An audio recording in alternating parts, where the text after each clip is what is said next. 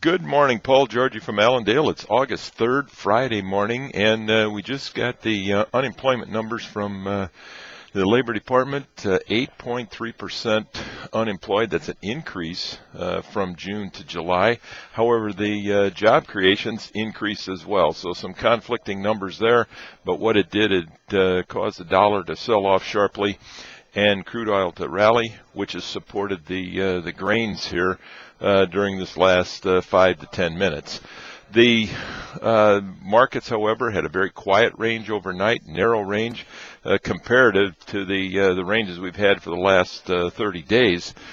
Weather is still the important factor that's being followed, but that news is getting stale. The call for rain, we are getting showers around the country. Had family call last night from Southern Illinois, excited because they finally got some rain down near that St. Louis area. So we're getting some rains in some areas, others not. The forecast from Commodity Weather Group and World Weather Inc. are all putting some more moisture in the forecast for the central and eastern Corn Belt here the next 5 to 10 days, which, I don't know how much support that's going to be to the crop, but anything will help attitude as much as anything. The corn crop is being harvested in many areas. The soybeans are needing moisture now and not in 10 days, especially with some of the high temperatures that we're looking forward to over the next several days. We've also are thinking ahead here. What's the market going to prepare for? Sunday night certainly is an issue that traders are going to be thinking about. 6 out of the last 7 Sunday night Mondays have realized a sharp rally in the grain markets. You would think that should provide some support under the market here today. Also, crop ratings on Monday afternoon, initial reactions there and thoughts, talking to traders, 1 to 2% decline in the corn and the soybean ratings on Monday. The ethanol mandate is continuing to be talked about. The petition sent to EPA,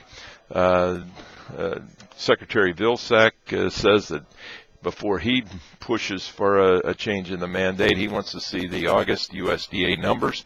So a lot of things going there. It looks like it's going to be a little bit of time before any decision made there, either a pro decrease or not. So we'll have to watch that and monitor that as we go into next week. Some Argentina crop estimates are coming out now from South America, and they're putting an increase in production in soybeans and corn out of Argentina and Brazil. And we're going to be monitoring that over the next several months as weather concerns down there will certainly impact the crop, and we need a big crop in those areas to compensate for the losses here we've seen in the U.S. to balance out world needs. Another point that we want to make, the sales that we seen yesterday on soybeans put the new crop bean sales at over 15 million tons, which is much higher than we had last year. And when you look at the purchaser of these beans, 14 out of those 15 million go to China. So still a big influence on soybean prices here in the U.S. Look for some support on the break here, and any kind of a break in the grain markets today. Key areas to watch is the 781 area in Deese corn, I think, is extremely important, and the $16 area in November beans. If we would close below there today, we could activate some more selling pressure going into the close today, as it would be a weak close for the week. In the livestock trade, we did have some good news finally there.